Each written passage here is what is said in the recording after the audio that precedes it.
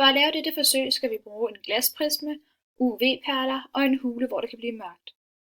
Først skærer vi et hul i en af siderne i hulen, så glasprismen kan sidde der. Når sollyset så rammer prismet, så vil man kunne se det synlige lys fra det elektromagnetiske spektrum på en plade, som står inde i hulen. Dette er, hvad vi ser på pladen, altså den del af det elektromagnetiske spektrum, som vi kan se, altså det synlige lys. Vi kan som sagt ikke se UV-stråling, men vi kan påvise det. Det kan vi ved at placere UV-perler ved siden af det violette synlige lys.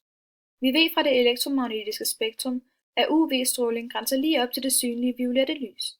Dermed ved vi, at UV-strålingen cirka er her, da det er lige ved siden af det violette synlige lys. Og hvis UV-perlerne bliver farvet, så har vi påvist UV-stråling. Som man kan se her, så er perlerne blevet farvet. Dette er et før, og dette er et efterbillede. Og dermed så har vi altså påvist UV-stråling, da perlerne kun vil blive farvet, når de rammes af de ultraviolette stråler.